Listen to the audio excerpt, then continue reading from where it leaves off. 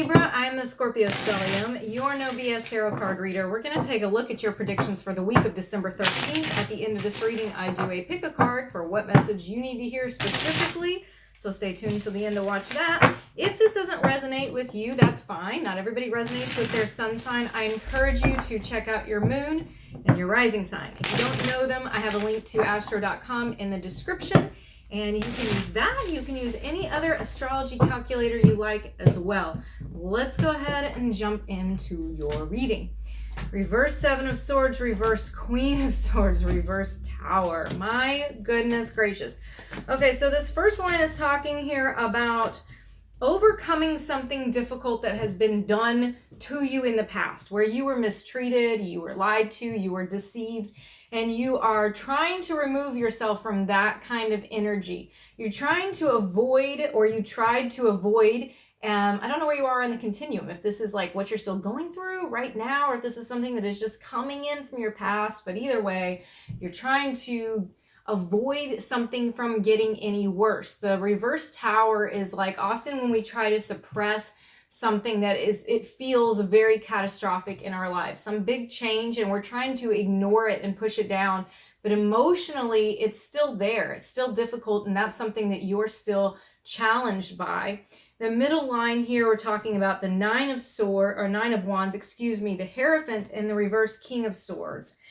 There is a commitment here at the center of this that is the issue, that is at the center of the issue. It is having to do with somebody that you had a commitment to or had a commitment to you, and you were not treated in a kind way. Somebody was giving somebody else the cold shoulder, giving them very distant kind of energy. And it was because of this kind of distant energy that somebody else, I don't know which side, who's on here, but somebody's giving this defensiveness, okay? Somebody is like taking a stance against it. They're like, oh, you're going to treat me that way? Then fine, I'm going to close off these walls to you. I'm not going to pay any attention to you. So there's this like cruelty almost. It feels cruel, I think, on your side. It feels like, they are being so harsh and so cold to you and so reserved, and you really just want this to be okay. You have a commitment still to them. You have some type of like, whether it's an actual legitimate, like you're committed, you're in a marriage, or you're in a long-term relationship, or you just have this like heart commitment to a situation, to this person. Either can be applicable. At the end of this here, we have the reverse Three of Pentacles, the Two of Cups, and the Devil. I think that there is a relationship at hand here that we're talking about, because there's a lot of relationship cards here in this reading. A relationship that there's unhealthy energy. There's some toxic energy going on between the two of you. And it looks like it has to do with someone or both not acknowledging the other one, not really seeing them for who they are. That's what's causing all of this aggravation, all of this trouble. There's not a lot of respect here either. That's another big problem. Overall, it's this lack of respect going on. I don't know, like I said, if it's going both ways or if it's just one doing it to the other, but there's definitely a fundamental distrust here.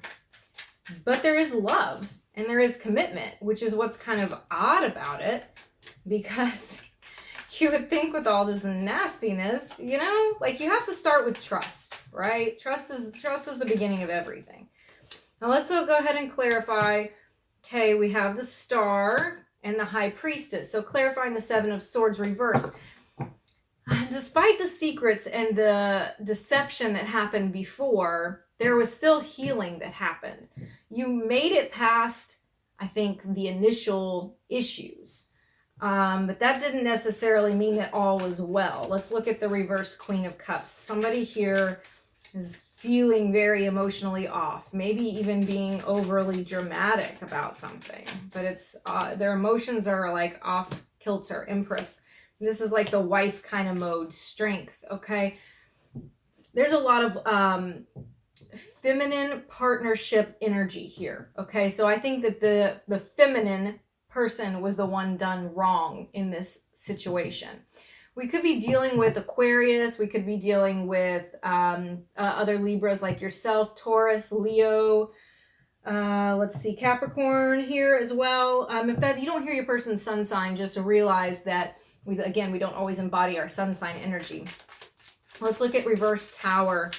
This this disaster is kind of happening here. Trying to avoid it or trying to get out of it. Death, Princess of Cups. There was almost a total all-out ending to this. Like, this blew up, and it really could have gone completely away, right? But it didn't go completely away because there was some type of second chance or second shot. There's still like hope in this situation. It's just that once we got past the first bad stuff, you know, it wasn't like it was just washed clean. So that's what that Death and the Princess of Cups is talking about, is that the ending was sort of stopped by the fact that both people involved still had feelings for one another.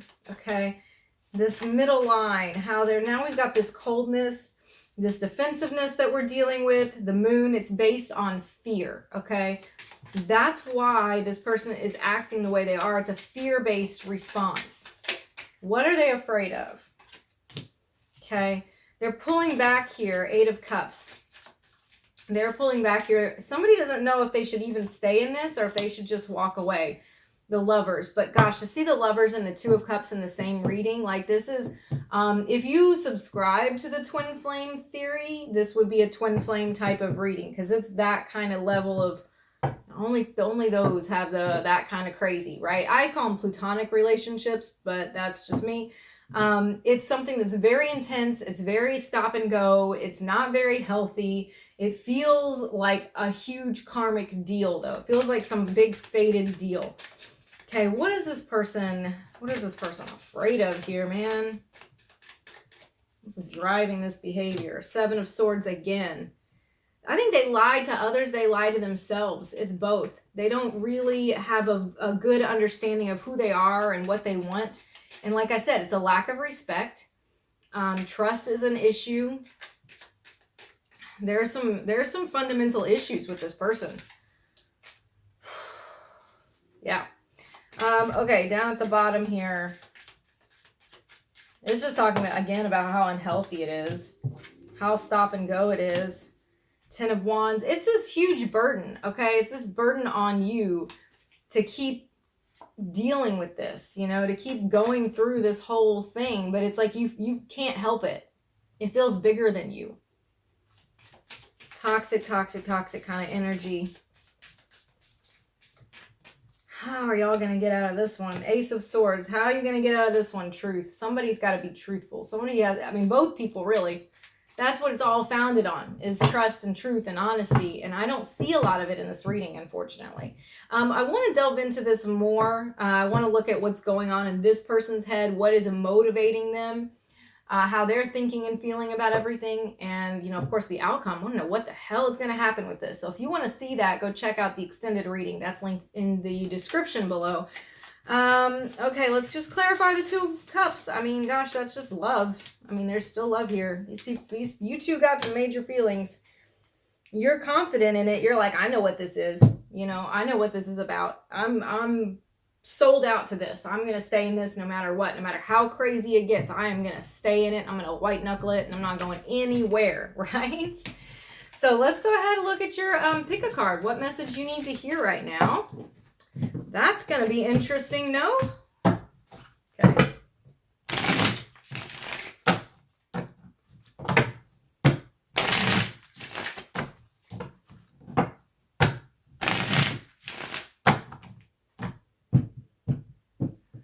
Okay. Card 1, 2, 3. Card 1, 2, 3. Right? Okay, so you pause if you need to choose your card. But for card 1, I have the Devil. Again, it's talking about it's toxic, okay? Like, you can love somebody from afar, and sometimes that's what you have to do, because when it gets that unhealthy, you've got to take a step back to protect yourself, or you can't offer anything to somebody else anyway. Toxic stuff, be careful with that, okay? Card number 2, the Hanged Man. Ooh, are you making yourself a victim in this situation? Are you choosing to be the victim? You're like walking into it. You're like, please, please victimize me. You know, like what are you putting yourself into? Because you teach people how to treat you.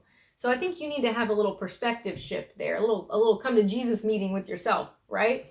Where you're like, okay, what am I actually putting forth here? Am I sort of like, I'm not trying to victim shame here, but are you putting yourself into a situation that you know is not good for you?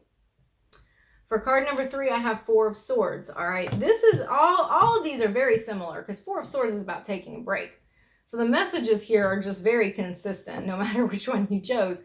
The 4 of Swords is like, this is time for some respite, you know, some take a breather, go do some self-care, take a step back from this so that you can be healthy here, right? So thank you for watching. I'll see you again next week.